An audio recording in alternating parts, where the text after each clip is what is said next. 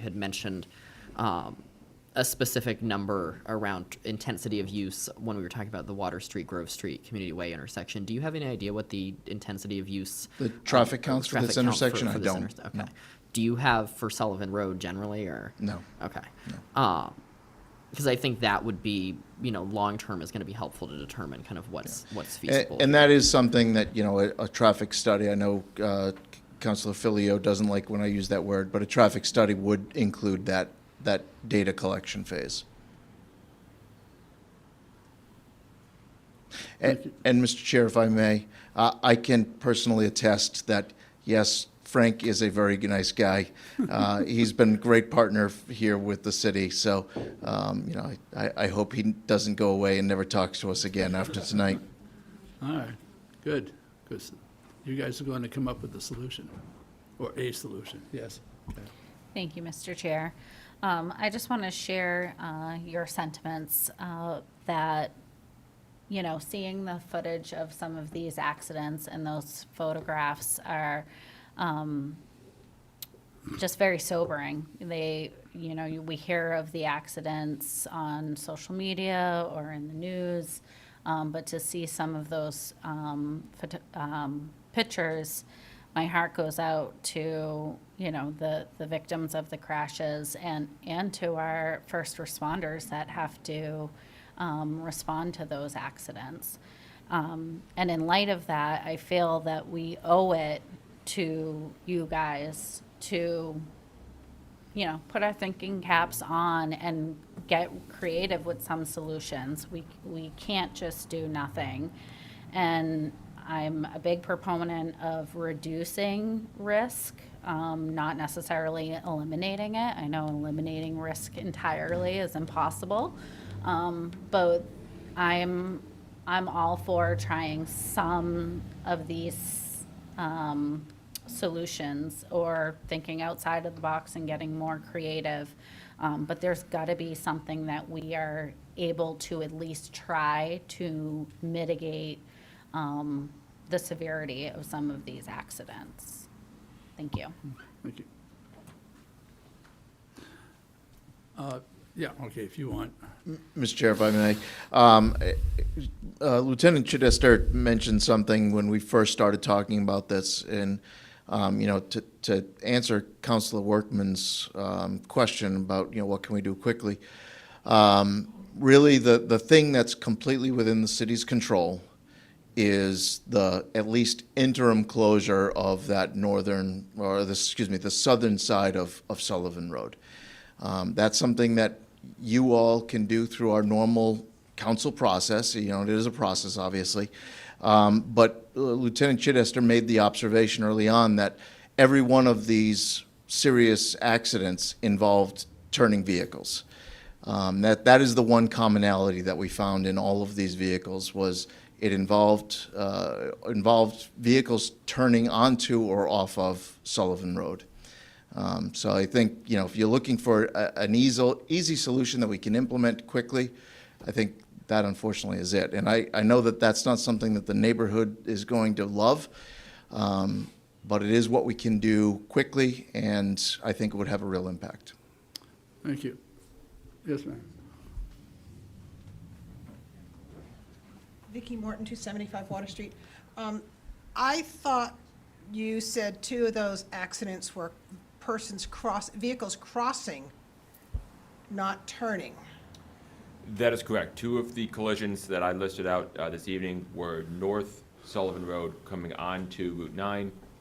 Obviously, as the Public Works Director has shared, a closure of the southern side of Sullivan Road may not eliminate those, but it is drastically going to reduce the number of incidents there based upon the data that we have right now.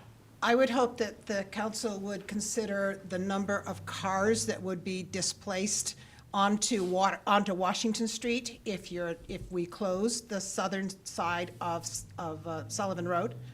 The intersection of Washington Street and 9 is not always a safe intersection either. And how many cars that go out Sullivan Road to go east towards Concord, how many of those cars would then be displaced off there and onto Washington Street in Route 9 intersection?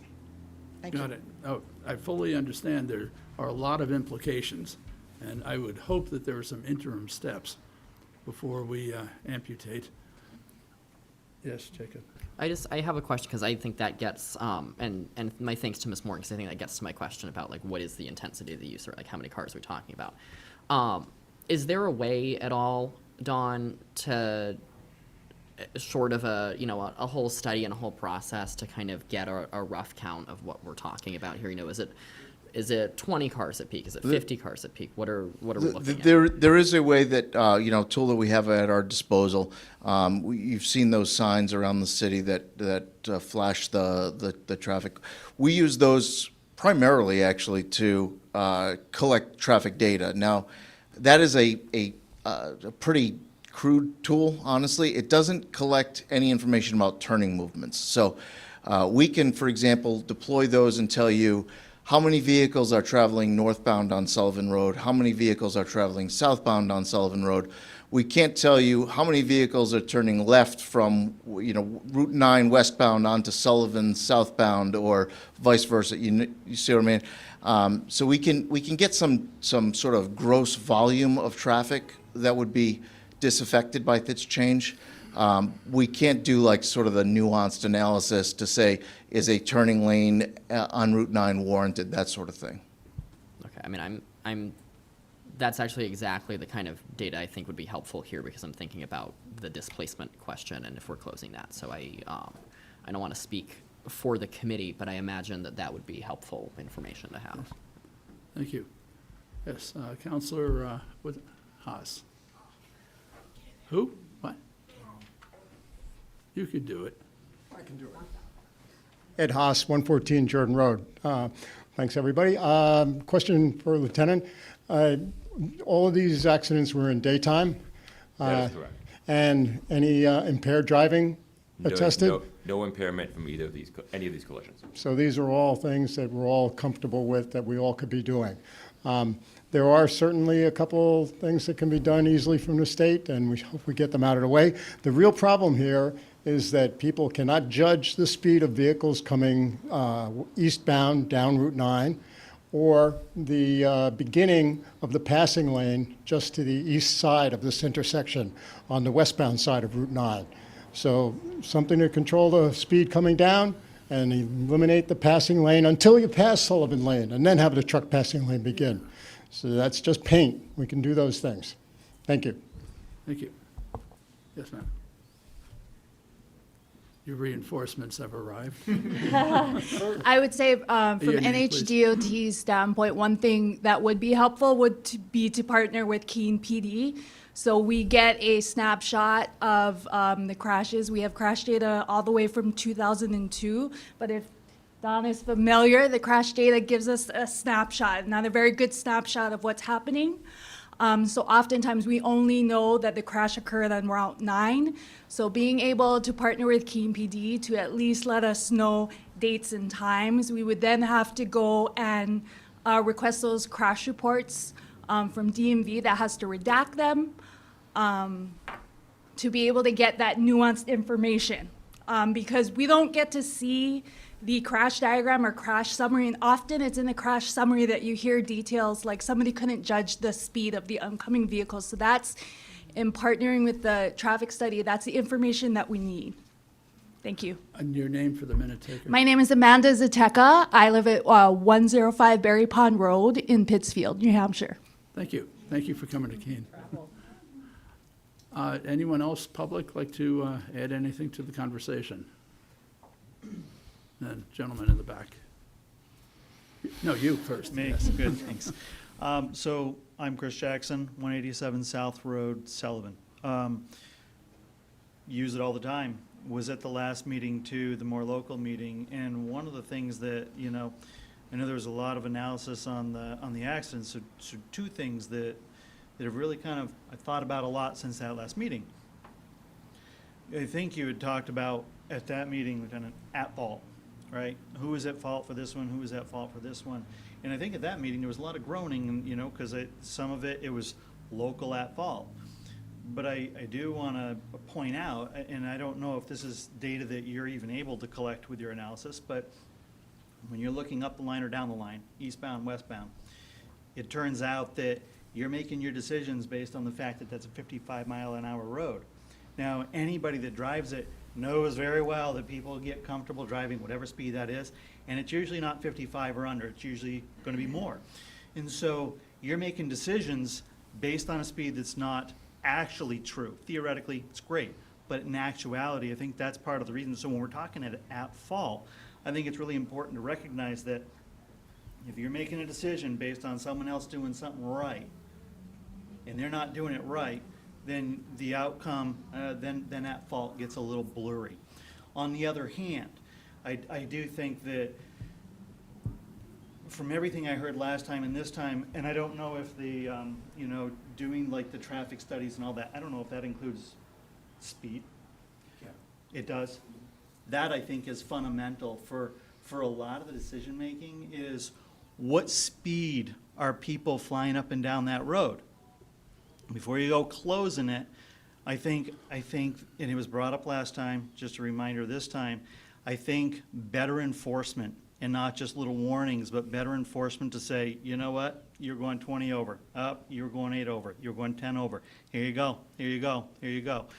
I think there needs, if it's not gonna be enforced, then a lot of those things that were on that list don't matter. Don't matter, we can go home and we can say, we did a good job, and stuff is still gonna happen. It's gotta be enforced. Thank you. That's it. Thanks, guys. Thanks. In the back row.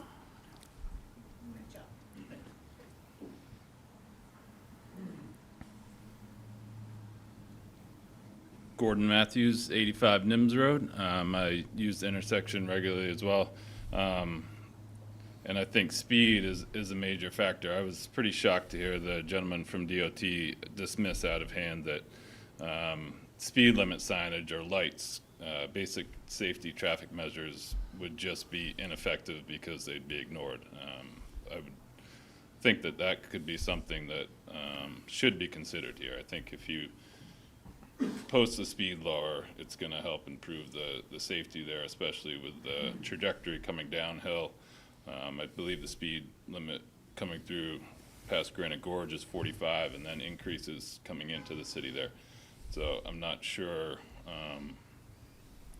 why Department of Transportation feels that speed limit signs and lights are not effective at all. It seems a strange position and maybe should be considered by the city and the state. Thank you. Thank you. I think at this point, everything's on the table, and he's speaking from experience, and maybe we could try something. Anyone else like to? Yes, sir. Oh, you next. David Jakeway, Town of Sullivan Selectman Chair. The biggest issue on this road is being the sight view and the people speeding. And in 2 weeks since we've had some of the accidents here, I don't think I've seen one state police or one town, Keene police sitting on that road, anywhere down that road. 2 weeks ago, I followed a guy, and I think I told you about it. It was a fellow that has a silver Chrysler with a black top. It's convertible. I tried to catch that guy from Route 10 up over the top of the hill, from the 10 intersection on Route 9 to the top of hill Route 9, and I couldn't catch him. And I was doing 65 or 70 at the top. So speed is the number one thing here for everybody, including all my constituents in the town of Sullivan. So I'm really disappointed with DOT. I've actually talked to the head piece and up to the Concord. I'm really concerned that the attitude seems to be for this side of the state, they don't do anything. Very minimal, and I think we got to change it. Either we vote them out and get somebody that can get the job done. Thank you. And yes. Zachary Key, 489 South Road, Sullivan. I'm just wondering if we're trying to close the road, how are we going to warn people that the road's closed if flashing signs, painted lines in the road, none of that stuff seems to be a viable option to, to show people that stuff's there now. now we're gonna close the road. How many accidents are we gonna have for people that are going there, you know, no warning? And then also, you're gonna punish the people for, sounds like 4 poor choices going across that road. We work for a Key Landscape up on Sullivan Center Road.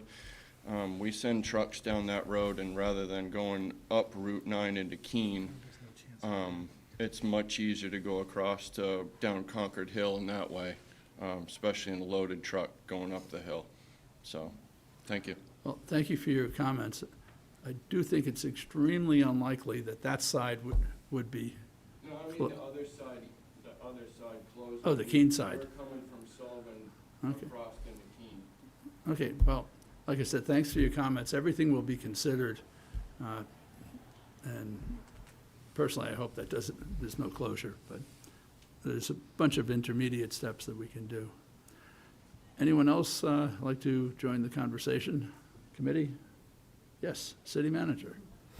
Thank you. So on the screen, you'll see what we are recommending as our next steps. And whatever solutions we come up with, it will require coordination and collaboration with DOT and our emergency services. And so what we're recommending is that we look at what sort of interim corrective actions can be taken, and then also look at the long-term plan for this intersection. And so that is what we are recommending this evening as our next step. Well put. Leave that slide up. Yes, Counselor. Thank you. Just a procedural question before any motion is made. Is this something that is similar in process to the last motion that we did in terms of referring this to city staff instead of accepting as informational? Pretty much, but I have something a little more aggressive in mind. Anyone? Go ahead and read it. Okay, the chair moves to place this matter on more time to allow the city manager through city staff to coordinate with New Hampshire DOT and what's on the slide to produce an action plan for presentation at the November MSFI meeting. Second. And just if I could briefly speak to that, we don't have a firm date on the November meeting because Thanksgiving is there. And I do realize that this is going to be a little time press, but yeah, let's get hustling. I'd really like to see something done before snow is out. And then we hear that, no, you can't restripe a road because it's cold or whatnot. But anyway, so the chair has moved to put it on more time, which is seconded. Yes, ma'am. I do believe we've had conversations about potentially canceling the November meeting and holding it early in December instead. So there could be a change in the date, is what I'm pointing out. Okay, I will change that to be the next MSFI meeting, which also could be on the Tuesday before Thanksgiving. I'm just that anxious. Okay, anything further? Committee? Public? All in favor? Thank you. Unanimous. Thank you, and again, please, it's just frustration with the situation, not you. Thank you. Okay, and our final bit, item 4, staff report. Hey, here's something good and positive. Not gonna. Yeah, hey, yeah, well, he's been off, he's ready. He's not sweating, he's got it.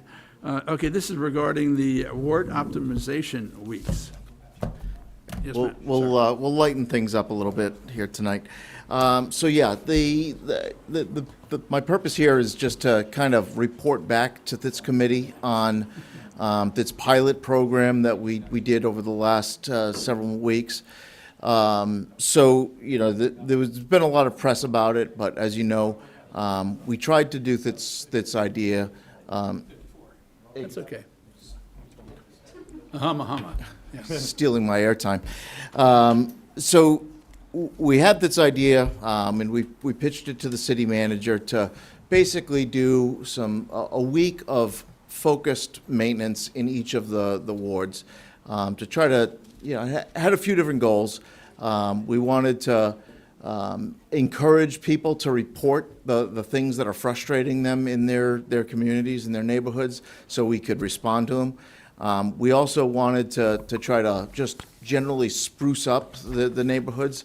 But, selfishly, I also wanted to try to be a little more efficient in how we're doing the work, right? So rather than going to a customer request over here, and then we're over here, and then we're over the other place, we tried to sort of gang it all up and knock it out while we're in that neighborhood.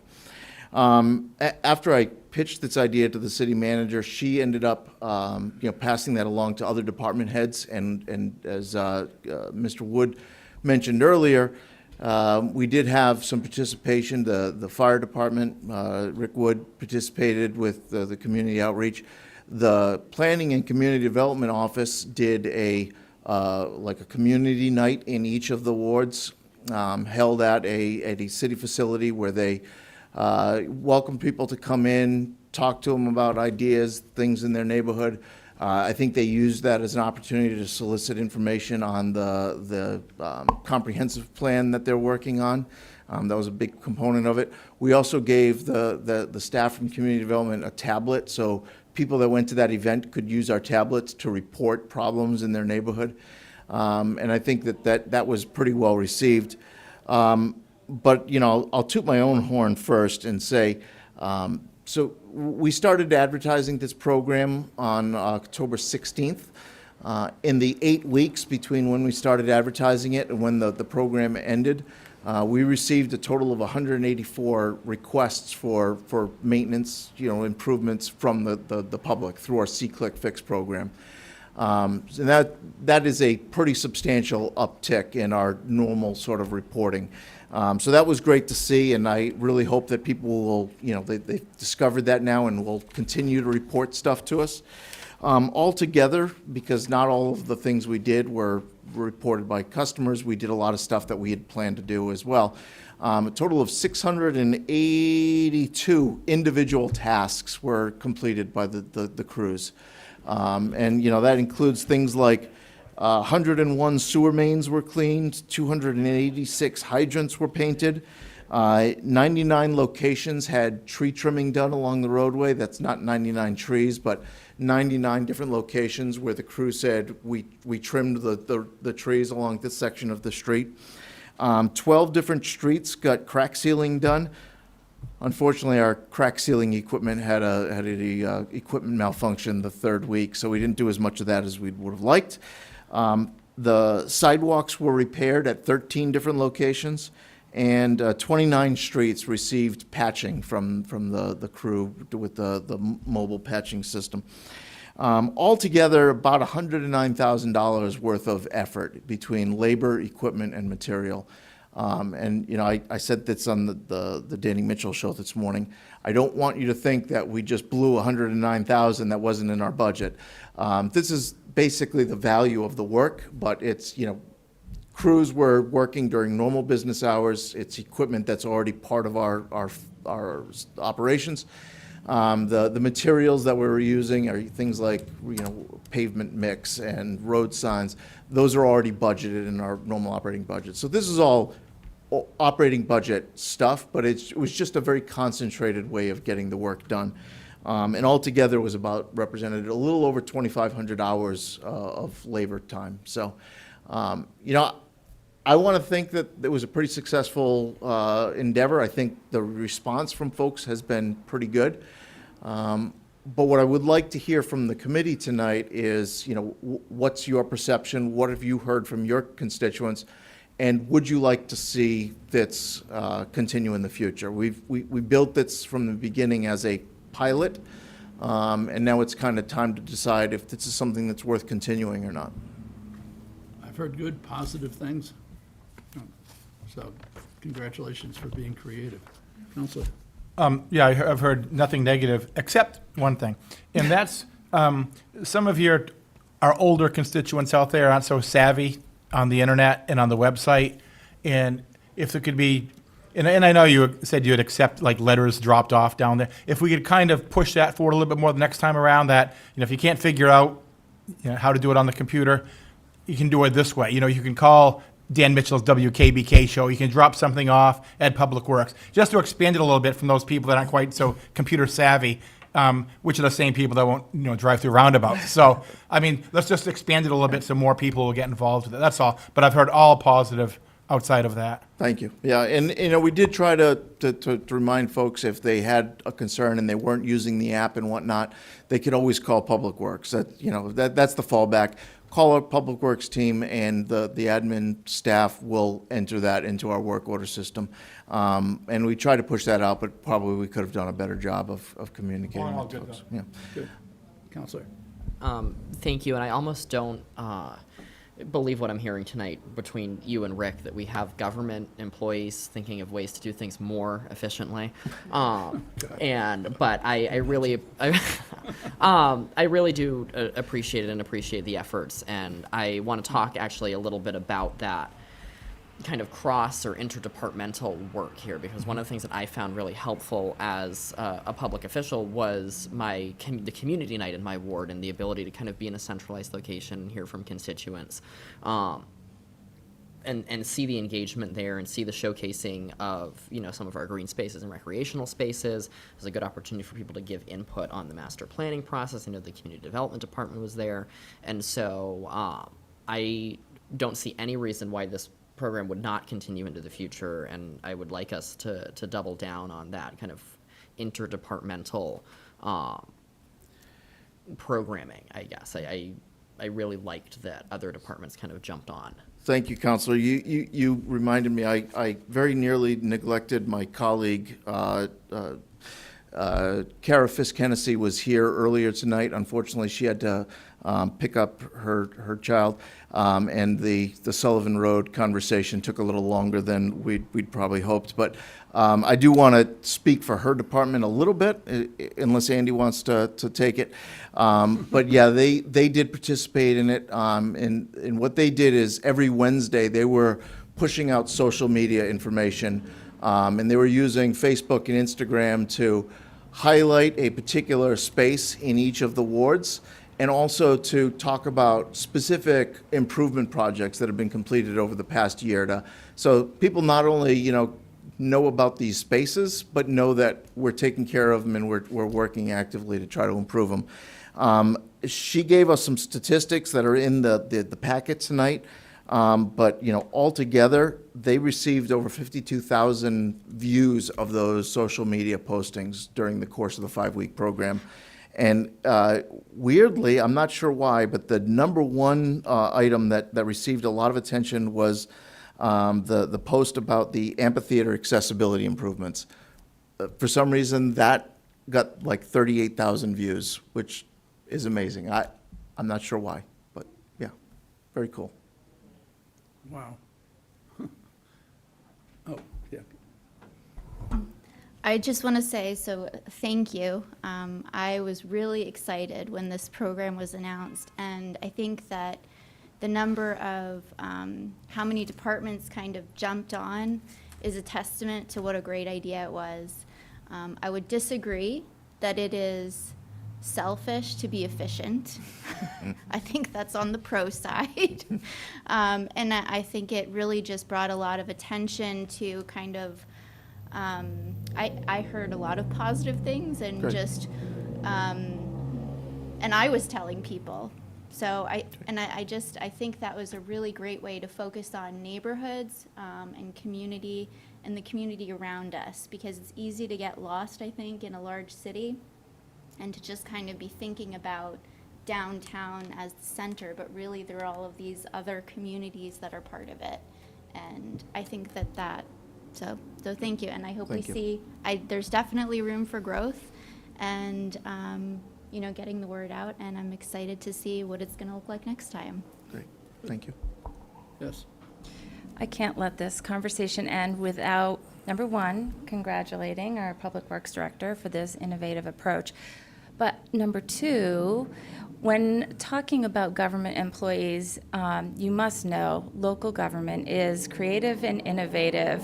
And I think that government employees sometimes get a bad rap because of maybe state level and federal level government, but at the local level, with the work that's done, it's they are innovative, and we have a great team here, and so I see this across the board. Thank you. How about that noise ordinance? Oh. Yes. Just would like to say thank you to Don, because I think what initially was a Public Works thought of trying to optimize each ward, each department kind of said, hey, we can participate in this, and it became a little bit of a, as we have a lot of newer department heads around the table, there was a little bit of a challenge to a degree, but it was nice to see a lot of everybody come together. I know the library was also at some of these events when they were able to be there. So a lot of the departments were able to get out and meet, and it was at a different time than we typically do too. Mm-hmm. So that was it was really good. And just and I know this from talking with our parks crew and some of the highway crew that, you know, Don listed the 682 tasks that got completed during that particular time frame. But there were also additional tasks that they may have seen that they went back and did later as a result of this. So it definitely was a win-win, and congratulations. I think it was a great job. Thank you. Great job. Anything further? Committee, public? Welcome back also. Welcome back. We missed you. I'm glad to be back. Happy anniversary. That's not true. It's not true. It was great. Happy anniversary. Okay, motion? Yep. Move we accept it as informational. Second. Motion's made and seconded. Anything further? All in favor? Unanimous? Thank you, Mr. Chair. Thank you for coming. I thank the staff, members of the public, and counselors, and we are adjourned.